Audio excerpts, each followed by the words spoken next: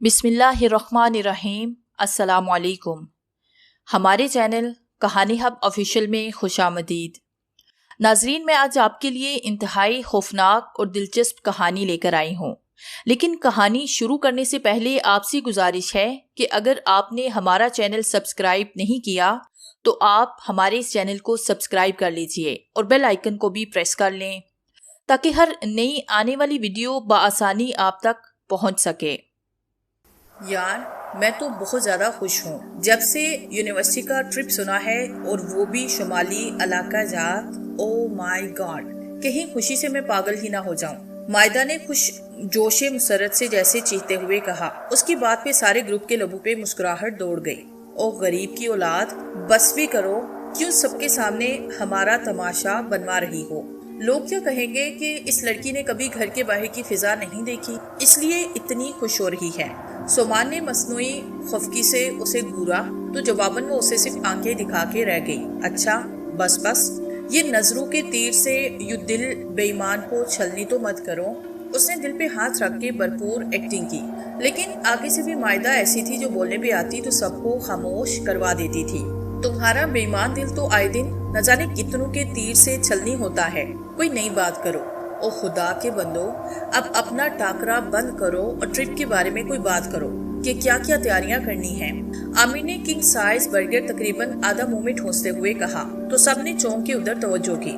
हमने क्या खाक तैयारी करनी है? तैयारी तो तुम्हें करनी चाहिए, बल्कि लिस्ट बनानी चाहिए कि रास्ते में खाने के लिए क्या क्या लेके जाना है, वहाँ जाके क्या क्या खाना है और वापसी पे क्या कुछ खाने के लिए लेके आना है।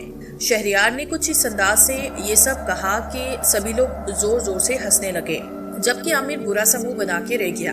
उसकी ज्यादा खाने की आदत से सभी तंग थे और उसके दिन ब दिन बढ़ते हुए वजन की वजह से परेशान। ओए आमिर, खुदा को मान और अपनी हालत पे रहम कर, थोड़ा खाया कर, देख तेरा वजन जंगली भैंसी जितना होता जा रहा है। सोमान ने संजीदगी से कहा, लेकिन उसकी आंखों की शरारत किसी से छुपी न थी। बिल्कुल ठीक कह रहा है ये। शहरियार ने भी सोमान की तायद की। माना कि तेरा बाप बड़ा अमीर और कबीर आदमी है, तेरी ये हर वक्त चुगने रहने की आदत को वो बाखुशी कर सकता है, लेकिन यार जिंदगी और पेट तो इंसान का अपना होता है ना। तू खुद पे रहम खा, वरना किसी दिन हार्ट अटैक से तूने प्यारा हो जाना है और हमारी हंसती बसती जिंदगी में तेरे जाने का दुख, और अभी मैं दुखी होना नहीं चाहता।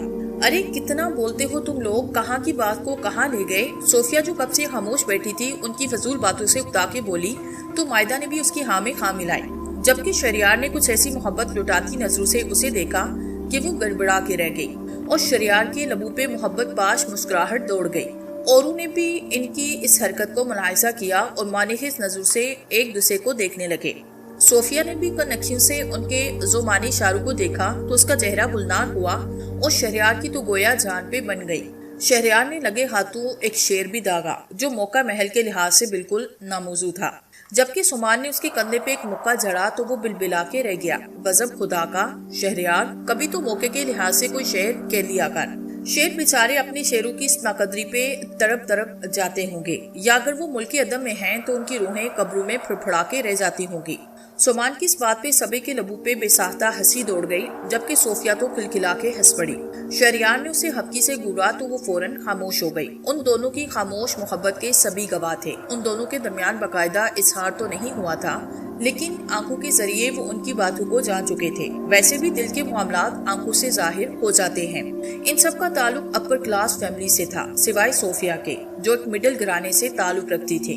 उस घराने से जहाँ चादर देख के पाँव फैलाने का रिवाज था, और चादर भी इतनी छोटी कि सर ढके तो पाँव खुल जाएं और पाँव ढके तो सर नजर आए। सोफिया को जुनून की हद तक पढ़ाई का शौक था और इसी शौक की वजह से उसके वालिद ने जैसे तैसे उसे यूनिवर्सिटी में दाखिला दिलवाया। हालांकि उनकी सब्जी की दुकान थी जहाँ से बस इतनी ही आमदनी होती कि वो अपनी सफेद पोशी का भरम रख सके, लेकिन सोफिया के शौक को मद्देनजर रख के उसके वालिद ने रोजमर्रा के अखराजात में मुमकिन हद तक कमी कर दी और वो पैसे सोफिया की तालीम के काम आने लगे।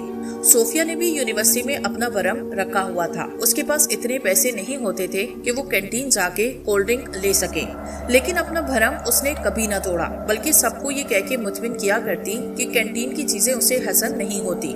फिर सोमान, आमिर, शहरियार और मायदा समेत वो पांचों एक ग्रुप बन गए। वो सारे हंसमुख और शरारती थे। صوفیہ تھوڑی ریس رو طبیعت کی مالک تھی، لیکن ان چاروں کے ساتھ مل کے وہ بھی کافی شو ہو گئی، اور پھر کب وہ شہریار ملک کو پسند کرنے لگی اسے معلوم ہی نہ ہوا۔ شہریار کی حالت بھی اس سے مختلف نہ تھی، اسے یہ لڑکی بہت زیادہ پسند آئی تھی۔ ساملی، پرکشش، اس نے اتنا معصوم حسن دیکھا تھا۔ آہستہ آہستہ سارے گروپ کو ان کی خاموش محبت کا پتہ چل گیا۔ ان کے درمیان باقاعدہ اظہار کی نوبت نہیں آئی تھی۔ صوفیہ کتنے ہی بار منتظر رہی کہ وہ یعنی شہریار اظہار کرے، لیکن اس کی طرف سے ایسا کوئی اشارہ نہیں تھا کہ وہ اسے اقرار کرتا۔ شاید زبانی بات میں جو مزہ ہے وہ مکمل بات میں نہیں۔ شہریار شاید خاموش لیکن نظروں کی زبان کو انجوائے کرنا چاہتا تھا۔ خدا کے لیے سیریس ہو جاؤ تم سب، مائدہ نے باقاعدہ ہاتھ جوڑ دیے۔ بس کرو، بیتوکی ہانکنے کی ہر وقت چونچے لڑاتے رہتے ہو۔ برائلر مرغے، اس کی تشبیہ پر صوفیہ مسکرانے لگی، جبکہ وہ تینوں تڑپ کے سیدھے ہوئے۔ کیا کہا تم نے بے ادب لڑکی؟ برائلر مرغے؟ او مائی گاڈ، نہیں، اگر تم لوگوں کو برائلر پہ اعتراض ہے تو میں دیسی مرغے کہہ لیتی ہوں۔ مائدہ نے اس کی بات اچکی۔ دیکھو دیکھو، تم جانتی نہیں کہ تم کن کے سپوتوں سے مخاطب ہو۔ اگر ہمارے گھر والوں کو پتہ چل جائے کہ ان کے ہونہار، لائق خائف، ہینڈسم، سمارٹ صاحبزادوں کو تم نے مرغوں سے تشبیہ دی ہے تو وہ تو صدمے سے اللہ کو پیارے ہو جائیں۔ عامر نے اسے ڈرانے کی ناکام کوشش کی، جبکہ اس کی بات پہ مائزہ کھلکھلا کے ہنس پڑی۔ دیکھو ذرا ہینڈسم سمارٹ کو، اس نے عامر کے بڑھتے ہوئے پیٹ کی طرف اشارہ کیا تو سب ہنسنے لگے، جبکہ عامر تلملا کے رہ گیا۔ اے بے ایمانی ہے سراسر، تم دونوں نے اتنی جلدی پارٹی تبدیل کر لی۔ اس نے سمان اور شہریار کو گورا، جواب میں ان دونوں نے کندھے اچکا دیے۔ بہت زیادہ ہنسنے کے بعد جب وہ خاموش ہوئے تب تک پیریڈ کی بیل ہو گئی تو وہ کتابیں اٹھا کے کلاس روم کی جانب چل دیے۔ ایک ہفتے کے بعد ٹرپ کی روانگی تھی۔ ان سب کی تیاری مکمل تھی سوائے صوفیہ کے، کیونکہ اس کے پاس اس ٹرپ کے لیے اخراجات نہیں تھے، لیکن وہ اپنے دوستوں میں کسی کو بھی نہیں بتا سکتی تھی، کیونکہ ان میں سے کوئی بھی نہیں جانتا تھا کہ وہ مڈل کلاس فیملی سے تعلق رکھتی ہے۔ اگر جان بھی جائے تو انہیں کوئی فرق نہ پڑے، کیونکہ وہ سب کھلے ذہن کے مالک تھے۔ انہیں صوفیہ کے درمیانے طبقے سے ہونے سے کوئی فرق نہیں پڑتا تھا، لیکن صوفیہ ڈرتی تھی کہ کہیں وہ اسے چھوڑ نہ دے، خاص کر شہریار۔ صوفیہ نے دوسرے دن سب کو ٹرپ کے ساتھ نہ جانے کا بتا کے پریشان کر دیا۔ کیوں، کیا وجہ ہے تمہارے ساتھ نہ جانے کی؟ مائدہ خراب موڈ کے ساتھ بولی۔ کوئی وجہ نہیں، بس میں جانا نہیں چاہتی۔ یہی تو ہم پوچھ رہے ہیں محترمہ، کیا وجہ ہے؟ شہریار نے حاصل تب کے پوچھا، کیونکہ صوفیہ کے ساتھ نہ جانے کا سب سے زیادہ دکھ اسے ہی گونجا تھا۔ ایک تو تم لوگ بال کی کھال نکالنے بیٹھ جاتے ہو۔ جب میں نے کہہ دیا کہ میں نے نہیں جانا تو نہیں جانا، وہ چلا کے بولی، ساتھ میں اس کی آنکھوں سے آنسو بھی نکل آئے۔ ان سب نے حیرانگی سے ایک دوسرے کی طرف دیکھا، کیونکہ وہ بہت کول مائنڈ لڑکی تھی۔ انہوں نے کبھی اسے یوں چلاتے ہوئے نہیں دیکھا تھا۔ کول ڈاؤن صوفیہ۔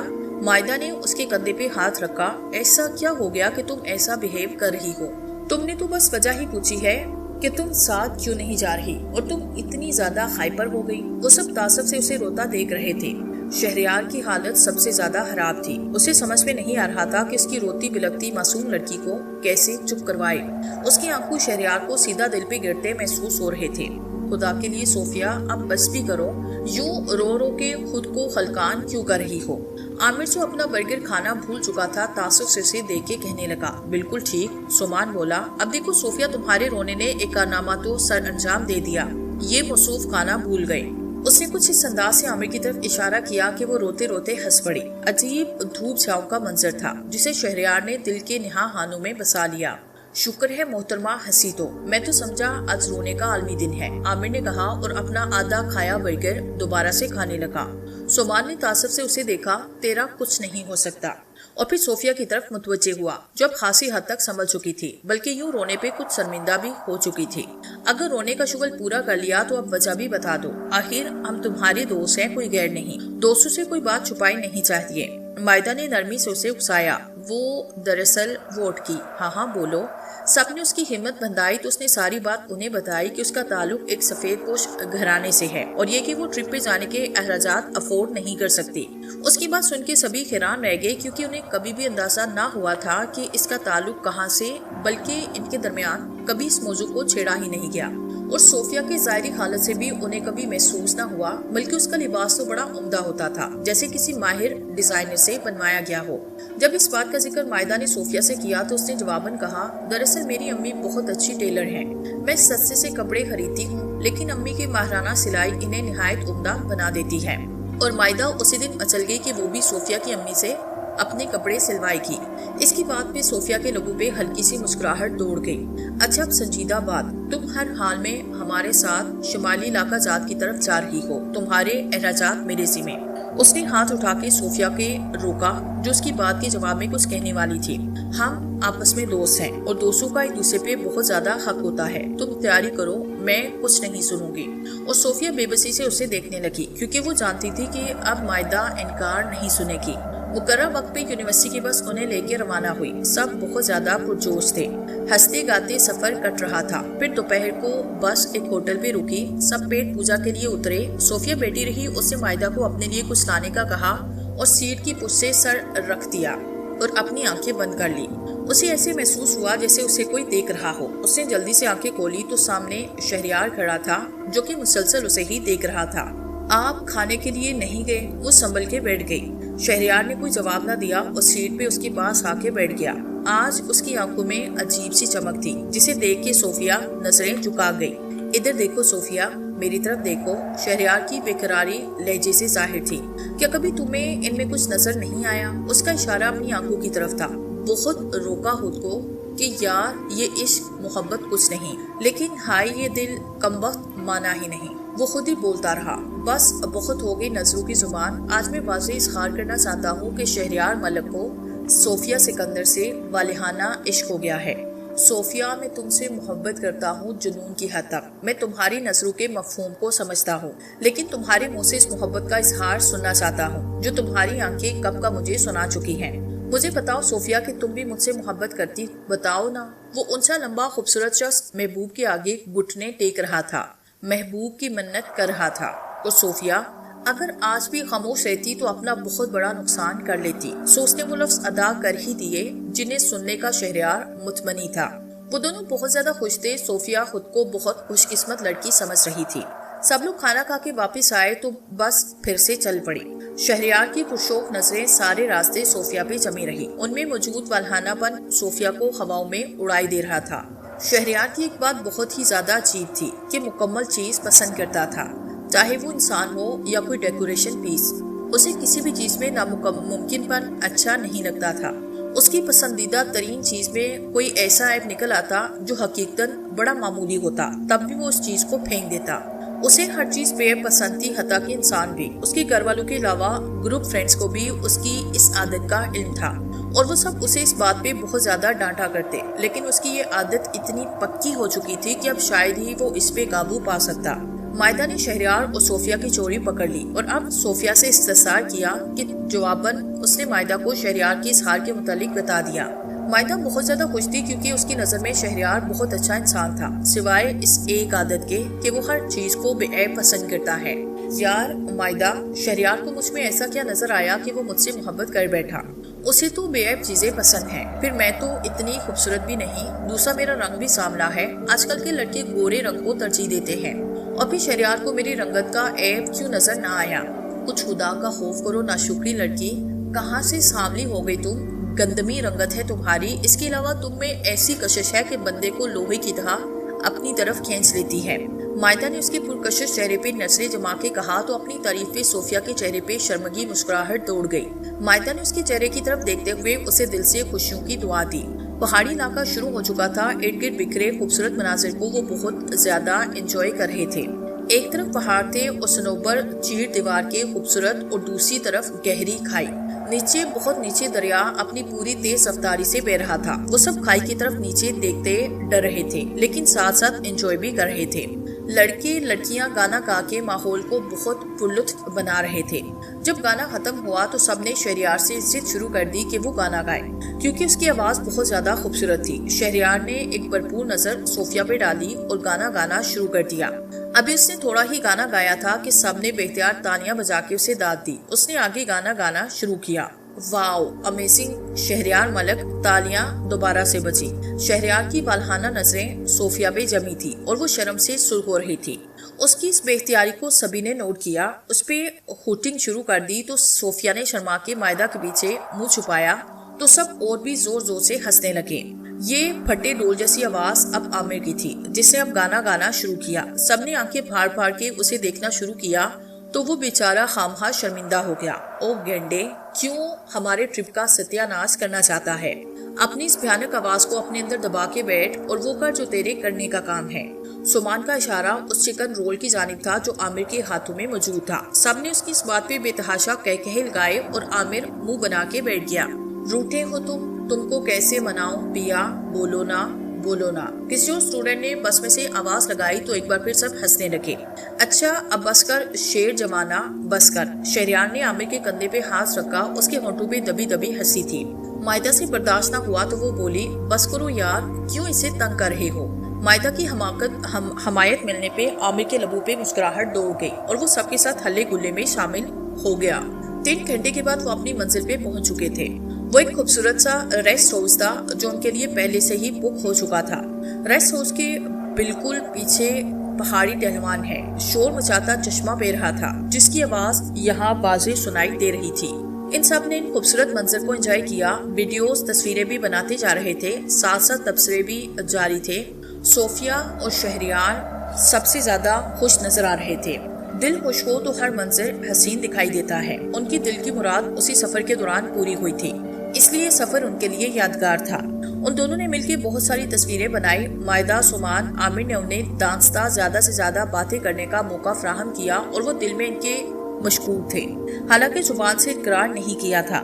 شہریار نے صوفیہ کو اپنا جیون ساتھی بنانے کا فیصلہ کیا اور صوفیہ سمیت سب کو آگاہ کیا۔ وہ تینوں بہت زیادہ خوش تھے، لیکن صوفیہ پریشان تھی کیونکہ وہ اپنی حیثیت جانتی تھی، لیکن اس نے اس بات کا اظہار کسی سے بھی نہ کیا۔ ہاتھ چپکے خوبصورت خواب اس کی آنکھوں نے بننا شروع کر دیے۔ ہاں بیچاری خوش فہم لڑکیاں۔ دوسرے دن انہیں دور تک پہاڑوں پہ جانا تھا جو جنگلات سے بھرے پڑے تھے۔ سب نے اپنے اپنے طور پہ ضرورت کا سامان لیا اور روانہ ہو گئے۔ بس اونچے نیچے راستوں سے خرامہ چلتی اپنی منزل کی جانب رواں دواں تھی۔ آس پاس اتنے خوبصورت مناظر بکھرے پڑے تھے کہ وہ سب مبہوت ہو کے انہیں تکے جا رہے تھے، لیکن شہریار کے لیے صوفیہ کے چہرے سے بڑھ کے کچھ بھی حسین نہ تھا۔ وہ سب مناظر بیگانہ صرف اسے ہی تکے جا رہا تھا۔ صوفیہ نے کئی بار آنکھوں میں اسے ڈانٹا، لیکن وہ ہر درمی سے لبوں پہ مسکراہٹ سجائے اسے ہی تکے جا رہا تھا۔ صوفیہ اس کی نظروں سے حائف تھی اور لجائی سی بیٹھی تھی۔ او مائی گاڈ، صوفیہ ذرا آسمان کی طرف دیکھو، کیسی کالی گھٹائیں امڑ کے آ رہی ہیں۔ مائدہ نے چونکتے ہوئے صوفیہ کو کوہنی ماری تو اس نے بھی جلدی سے کھڑکی کے پار آسمان کی طرف نظریں اٹھائی۔ واقعی کالی گھٹاؤں نے آسمان کو مکمل طور پہ ڈھانپ لیا تھا۔ ابھی تو دن کا پہلا پہر تھا، لیکن گھٹا کی وجہ سے اندھیرا چھاتا جا رہا تھا۔ حالانکہ جس وقت وہ چلے تھے اس وقت کہیں بادل موجود تھا۔ ان کے وہم و گمان میں بھی نہیں تھا کہ موسم اچانک یوں ہو جائے گا تو وہ سب کبھی نہ آتے۔ بجلی چمکنا شروع ہو چکی تھی اور بادلوں کی مخیب گڑگڑاہٹ دلوں کو سہمائی دے رہی تھی۔ وہ سب دل میں سلامتی کی دعائیں مانگ رہے تھے۔ اچانک گائیڈ نے ڈرائیور کو گاڑی کسی محفوظ جگہ روکنے کا حکم دیا۔ سب کے پوچھنے پہ اس نے کہا کہ بادل بہت زیادہ گہرے ہو گئے ہیں، جس کا مطلب ہے شدید آندھی اور بارش بھی ہو سکتی ہے۔ ایسی صورتحال میں بس کا سفر کرتے رہنا ٹھیک نہ ہوگا۔ ڈرائیور نے ایک سائڈ پہ بس کو روکا۔ گائیڈ نے سب کو بس سے جلدی نیچے اترنے کا کہا۔ وہ سب دل میں خوف لیے نیچے اترے۔ سڑک کے ساتھ ہی گھنا جنگل شروع ہو رہا تھا۔ گو کہ محفوظ تو وہ بھی نہ تھا، لیکن یوں بس کا سفر کرتے سے کئی گنا بہتر تھا کہ وہ جنگل میں پناہ لے لیں۔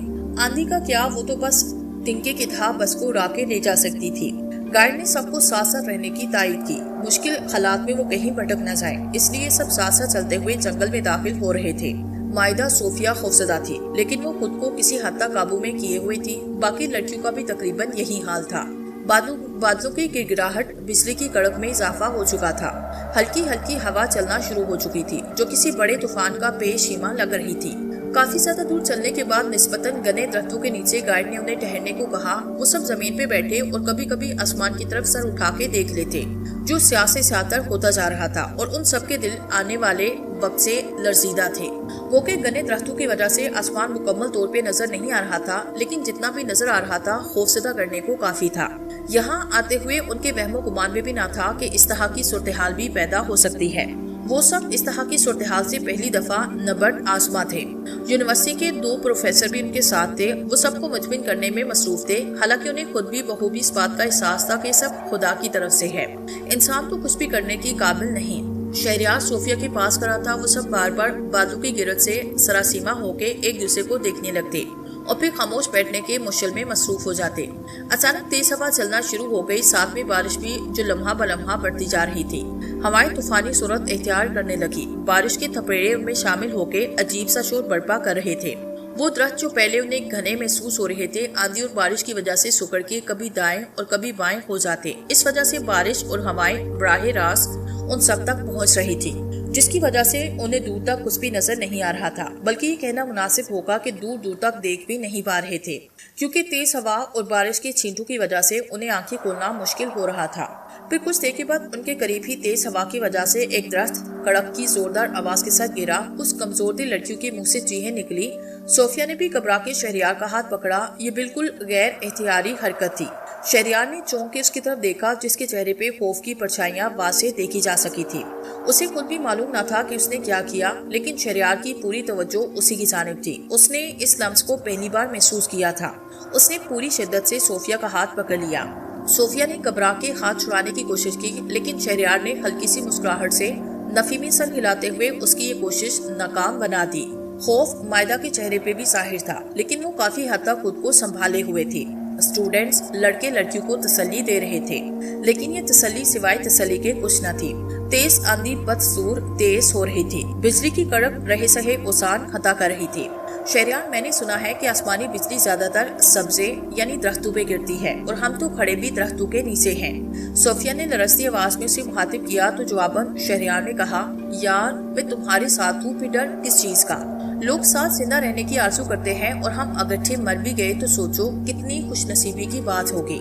मुझे तो इतना खौफ महसूस नहीं हो रहा, बस तुम हिम्मत मत हारो। शहरियार की बात से उसका खौफ किसी हद तक कम तो हुआ, लेकिन खत्म ना हुआ। वो नामहसूस तरीके से शहरियार के करीब होती जा रही थी। इसमें उसके इरादे का कोई भी दखल नहीं था। ये सब वो खौफ की वजह से कर रही थी। कड़क की दहशतनाक आवाज से आसमानी बिजली उनसे कुछ फासले पे मौजूद एक दरख्त पे गिरी और पूरा दरख्त आन वाहिद में जल गया। स्टूडेंट लड़कों और प्रोफेसर समेत सबके चेहरे खौफ की लपेट में आ गए। लड़कियां हंसराई अंदाज में चीखने लगी। बारिश तेज होती गई। आंधी खौफनाक हद तक खतरनाक सूरत इख्तियार कर गई। तेज हवा की वजह से दरख्त जड़ों से उखड़ रहे थे। खुश्क न होने के बावजूद टहनियां और शाखें दरख्तों से टूट के कटे पतंग की तरह इधर उधर डोलती फिर रही थी। तेज हवा और बारिश की बौछार की बदौलत जब कोई शाख पूरी कुव्वत से किसी से टकराती तो लड़कियों की चीखें निकलने लगती। वो सब इस कदर खौफजदा हुए कि वहाँ से भाग खड़े हुए। जिसका जिधर मुंह लगा भाग निकला। प्रोफेसर सबको चीख चीख के अगरता रहने का कह रहे थे, लेकिन इतने शोर में उनकी आवाज कौन सुनता। वो पांचों दोस्त अगट्ठे थे। शहरियार ने सोफिया का, जबकि सुमान ने मायदा का हाथ पकड़ रखा था, और वो बगैर सिमत का तायुन किए भाग रहे थे। तेज हवा उनके कदम उखाड़ रही थी। बारिश की छींटे आंखों में पड़ने की वजह से सामने नजर भी मुश्किल आ रहा था। दरख्तों की टूटी शाखें उनके चेहरों और जिस्म से टकरा रही थी, लेकिन वो भागे जा रहे थे। बिजली रह के कड़कती और किसी न किसी दरख्त को अपना निवाला बनाती रही। वो भाग तो रहे थे, लेकिन उनकी कोई मंजिल न थी। मीलों तक फैला घना जंगल और पहाड़ियां वो भला कहाँ बना लेते, लेकिन इसके बावजूद जिंदा रहने की आरज़ू उन्हें भगाए ले जा रही थी। इतना खौफनाक तूफान उन्होंने कभी ना देखा था, और न ही ये सोच सकते थे कि ये सब उनके साथ पेश आएगा। वो दोनों और आमिर आगे भागे जा रहे थे, जबकि सुमान और मायदा उनसे कुछ पीछे थे। वो तीनों टहल के रुके जब उन्होंने बिजली की जोरदार कड़क के साथ सुमान और मायदा की चीख सुनी। उन्होंने धड़कते दिल से पीछे मुड़ के देखा और साकित हो गए। थोड़ी देर पहले जिंदगी बचाने की जदोजहद में और जिंदा रहने की ख्वाहिश में वो दोनों भागे आ रहे थे। अब वो दोनों गिरे पड़े थे, और आसमानी बिजली गिरने की वजह से उनके खूबसूरत बदन स्याह कोयले में तब्दील हो चुके थे। सोफिया ने मुंह पे हाथ रख के हस्रियाई अंदाज में चीखना शुरू कर दिया, जबकि आमिर और शहरियार भी सख्ते की हालत में आंखें फाड़ फाड़ के मायदा और सुमान के जले हुए मुर्दा जिस्मों को देख रहे थे। न जाने वो कब तक यूं ही खड़े रहते जब बादलों की मुहिब गड़गड़ाहट ने उन्हें होश की दुनिया में लाट पटटा। वो तेजी के साथ उनकी तरफ बढ़े, लेकिन अब क्या हो सकता था। वो दोनों इस दुनिया से मुंह मोड़ चुके थे। सोफिया पागलों की तरह रोई जा रही थी। शहरियार ने उसे अपने साथ लगाया। वो खुद भी फूट फूट के रोने लगी। यही हालत आमिर की भी थी। वो अपने दोस्तों के लिए अब कुछ नहीं कर सकते थे। हाँ, उनकी यादें हमेशा अपने दिल में बसा के रख सकते थे। मौसम अपने भयानक पंजे यूं ही खोले खड़ा था। जब आमिर ने उन्हें चलने को कहा, सोफिया मचल गई। हम इन्हें यूं लावारिस छोड़ के कैसे जा सकते हैं शहरियार? मैं नहीं जाऊंगी। पागल मत बनो सोफिया। वो अब इस दुनिया में नहीं रहे, उन्हें यूं छोड़ने को दिल नहीं मान रहा, लेकिन हम जब खुद मंजिल की तलाश में भटक रहे हैं तो इन्हें कहाँ और कैसे लेके जाएंगे? موسم کے دیور دیکھ رہی ہو، اگر ہم یوں ہی بیٹھے رہے تو موت کو ہمیں دبوچنے میں کیا تعمیل ہو سکتا ہے؟ چلو اٹھو، جلدی کرو۔ شاباش۔ شہریار نے اس کا ہاتھ پکڑا اور وہ تینوں دکھی دل اور برستی آنکھوں سے وہاں سے اٹھائے۔ پتہ نہیں باقی لوگوں کا کیا حال ہوگا، وہ کہاں ہوں گے؟ ان تینوں کے دل میں یہی سوال تھا، لیکن وہ زبان پہ لانے پہ ہچکچا رہے تھے۔ وہ تینوں تیزی سے بھاگتے جا رہے تھے، نہ جانے کتنا وقت ہوا تھا انہیں بھاگتے ہوئے۔ جب بھاگتے بھاگتے صوفیہ کا ہاتھ شہریار کے ہاتھ سے چھوٹا، وہ منہ کے بل گری۔ شہریار اور عامر اپنے ہی جھونگ میں آگے بھاگتے چلے گئے۔ کچھ آگے جا کے وہ رکے اور صوفیہ کی طرف آنے لگے۔ وہ منہ کے بل گری تھی اور اب آہستہ سے اٹھنے کی کوشش کر رہی تھی کہ ایک لرزہ خیز واقعہ ہوا۔ قریبی موٹے تنے والا ایک درخت زوردار چچراہٹ سے جڑ سے اکھڑا اور صوفیہ کی ٹانگ کے اوپر آ گرا۔ صوفیہ کے منہ سے خوفناک چیخ نکلی اور ان دونوں کی آنکھیں پٹی کی پٹی رہ گئی۔ موٹے تنے والا درخت پوری قوت سے صوفیہ کی ٹانگوں پہ گرا تھا۔ وہ درد اور اذیت سے چیخے جا رہی تھی اور ساتھ ہی درخت کے نیچے سے اپنی ٹانگیں نکالنے کے لیے زور لگا رہی تھی، لیکن یہ زور بے سود تھا۔ شہریار طرف کے آگے بڑھا۔ بارش کا پانی اس کی آنکھوں میں پڑنے سے ایک لمحے کو تو اسے کچھ نظر نہ آیا۔ اس نے آنکھوں کو میز کے پانی کو باہر نکالا اور صوفیہ کے پاس پہنچا۔ عامر صوفیہ کو کسی بھی حرکت سے منع کر رہا تھا کیونکہ اس طرح اسے نقصان پہنچنے کا خطرہ تھا۔ وہ اذیت سے مسلسل روئی جا رہی تھی۔ شہریار اس کی اذیت اپنے دل پہ محسوس کر رہا تھا۔ ان دونوں نے مل کے تنا ہٹانے کی کوشش کی، لیکن وہ بہت زیادہ بھاری تھا۔ اپنی پوری کوشش کے باوجود سے وہ اسے ہٹا نہیں رہے تھے۔ تھک کے گر گئے، کانپنے لگے۔ صوفیہ بے بسی سے سر ادھر ادھر پٹک رہی تھی۔ ان دونوں کو انتھک کوشش کرتا دیکھ کے اس کی آنکھوں میں التجا نما بے بسی اتر آئی۔ شہریار! اس نے بے بسی اور حسرت سے اسے پکارا اور سر ایک طرف ڈھال دیا۔ وہ بے ہوش ہو چکی تھی۔ شہریار تڑپ کے اٹھا اور پوری قوت سے تنا اٹھانے کی کوشش کرنے لگا۔ اب عامر بھی اس کا ساتھ دے رہا تھا۔ ان کے چہرے زور لگانے کی وجہ سے بہت زیادہ سرخ ہو چکے تھے۔ آخرکار ان کی کوشش رنگ لائی اور وہ تنے کو ہٹانے میں کامیاب ہو گئے تھے۔ تنے کو ایک طرف لٹکا کے وہ گر کے ہانپنے لگے۔ ان کی سانس ان کے قابو میں نہیں آ رہی تھی۔ نہ جانے یہ بارش اور آندھی کب تھمے گی۔ عامر نے بے بسی سے آسمان کی طرف نظریں اٹھائے ہوئے کہا، لیکن مسلسل بارش کی وجہ سے وہ آنکھیں مکمل طور پہ کھول کے اوپر دیکھ بھی نہ سکا اور پھر سے سر کو جھکا لیا۔ شہریار نے صوفیہ کو سیدھا کیا۔ وہ گہری بے ہوشی میں تھی۔ تیز بارش اسے بھگو رہی تھی، ورنہ اب تک تو اسے ہوش میں آنا چاہیے تھا۔ شہریار نے اس کے چہرے کو تھپکا، لیکن اس پہ کچھ اثر نہ ہوا۔ یار مجھے صوفیہ کی پریشانی ہے، یہ ہوش میں بھی نہیں آ رہی، ہم اسے لے کے کہاں جائے؟ شہریار کو صوفیہ کی حالت پہ بہت زیادہ پریشانی ہو رہی تھی۔ سومان اور مائدہ کے بچھڑنے کا غم اپنی جگہ، مگر موسم کی خولناکی بدستور موجود تھی۔ عامر بھی خاموش ہوا کیونکہ اس کے پاس بھی کسی بات کا جواب نہ تھا۔ نہ جانے کتنی دیر گزری جب انہیں لگا کہ ہوا اور بارش کا زور کچھ ٹوٹ رہا ہے، اور پھر آدھے گھنٹے تک بارش رک چکی تھی۔ ہوائیں بھی اپنے پیچھے خولناک تباہی چھوڑ کے جا چکی تھی۔ شہریار نے بے ہوش صوفیہ کو اٹھایا، وہاں سے روانہ ہو گئی۔ کسی نہ کسی طرح وہ اب واپس پہنچنے میں کامیاب ہو گئے تھے۔ وہاں چند تباہ لٹے پٹے خلیوں میں اسٹوڈنٹ موجود تھے۔ آدھے سے زیادہ اس طوفان کی نظر ہو گئے تھے، اور جو بچے تھے وہ مردوں سے بھی بہت زیادہ بدتر تھے۔ پھر وہ بس میں بیٹھے۔ بس کی کھڑکیوں کے شیشے چکناچور ہو چکے تھے۔ بس بھی شاید الٹ چکی ہوتی۔ ایک درخت کے ٹائروں کے قریب گر کر گویا اسے سہارا فراہم کر رکھا تھا۔ شاید خدائے سے یوں ہی محفوظ رکھنا چاہتا تھا۔ پھر کس طرح سارا سفر طے ہوا، کب وہ ریسٹ ہاؤس اور وہاں سے ہاسپٹل پہنچے، انہیں کچھ معلوم نہیں، مگر شہریار اس کی ساری توجہ سے صوفیہ کی طرف تھی، جو کبھی بے ہوش میں آ کے کراہنے لگتی اور پھر سے بے ہوش ہو جاتی۔ اور پھر ڈاکٹر نے آ کے بتایا کہ صوفیہ ٹانگوں سے معذور ہو چکی ہے اور وہ زندگی بھر کبھی بھی چل نہ سکے گی۔ کتنی دیر تک شہریار بے یقینی سے ڈاکٹر کی طرف دیکھتا رہا۔ ڈاکٹر نے اس کے کندھے پہ ہاتھ رکھا اور وہ بے دم ہو کے فرش پہ بیٹھا چلا گیا۔ صوفیہ ویل چیئر پہ بیٹھی خلا میں نہ جانے کیا کچھ تلاش کر رہی تھی۔ جب آہٹ پہ اس نے چونک کے سر اٹھایا، سامنے شہریار ملک کھڑا تھا۔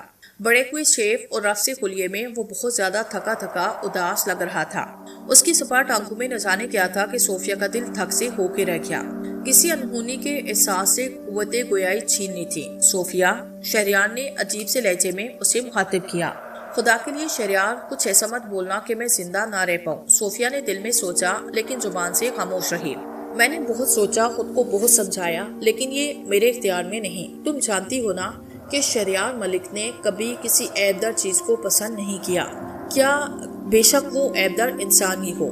میں ہمیشہ تم سے محبت کرتا رہوں گا صوفیہ، لیکن میں تمہیں اپنا جیون ساتھی نہیں بنا سکتا۔ لوگ کیا کہیں گے کہ اتنا نفاست پسند، عیب بے عیب چیزوں اور انسانوں کو پسند کرنے والا شہریار ملک اور جیون ساتھی دونوں ٹانگوں سے معذور۔ مجھے معاف کرنا صوفیہ، یہ میرے اختیار میں نہیں۔ میں آج یہ ملک چھوڑ کے ہمیشہ کے لیے جا رہا ہوں۔ شہریار نے اپنے آنسو پونچھے اور باہر کی طرف قدم بڑھا دیے۔ صوفیہ کچھ دیر آنکھیں پھاڑے بے یقینی کی حالت میں بیٹھی رہی، پھر اس کی آنکھوں سے آنسو گرے اور گرتے ہی چلے گئے۔